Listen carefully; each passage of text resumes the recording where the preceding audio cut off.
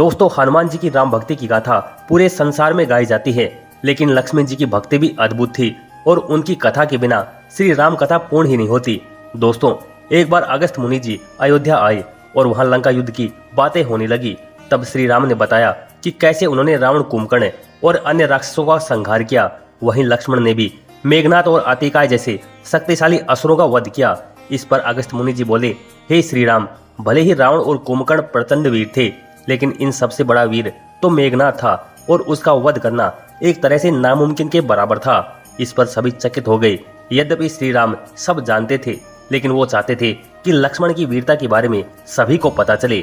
वे अगस्त मुनि से बोले, हे मुनि श्रेष्ठ, कृपया करके ये बताएं कि मेघनाथ को मारना कैसे असंभव था और सिर्फ लक्ष्मण ही उसे क्यों मार सकते थे, मैं क्यों नहीं। इस पर अगस्त मुनि जी बोले, हे श्री राम, मेघनाथ का वध वही व्यक्ति कर सकता था जो लगातार 14 साल तक सोया ना हो, जिसने 14 साल तक किसी स्त्री का मुख ना देखा हो और जो 14 साल से भूखा रहा हो।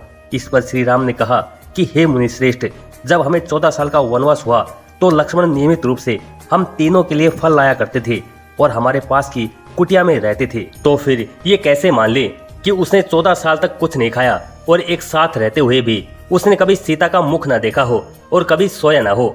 जब ये बातें लक्ष्मण ने सुनी तो वे मंद मंद मुस्कुराने लगे और सोचा कि श्री राम को तो सब मालूम है, लेकिन वो मेरी महानता के बारे में सबको बताना चाहते हैं, इसलिए वो चाहते हैं कि मैं अपने मुख से वो सब बातें बताऊं।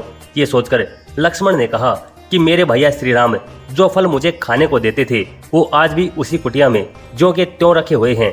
उनमें सिर्फ 7 दिनों के फल कम है, क्योंकि उन 7 दिनों में फल आए ही नहीं। इस पर लक्ष्मण ने श्री राम को उन 7 दिनों में फल न आने का कारण भी बताया। फिर कहने लगी कि जब श्री राम और सीता माता रात्रि में कुटिया में विश्राम करते थे, तब वे पूरी रात जागकर कुटिया के बाहर पहरा देते थे और जब सीता माता का हरण हुआ तब श्री राम ने उनके कान, नाक और गले के आभूषण दिखाकर पूछा कि लक्ष्मण, देखो ये सीता के ही आभूषण है ना। तब मैंने उन आभूषणों को पहचानने से इनकार कर दिया था, लेकिन जैसे ही मेरी नजर सीता माता के पैरों के आभूषणों पर पड़ी तो मैंने तुरंत ही श्री राम से कहा कि ये सीता माता के ही आभूषण हैं।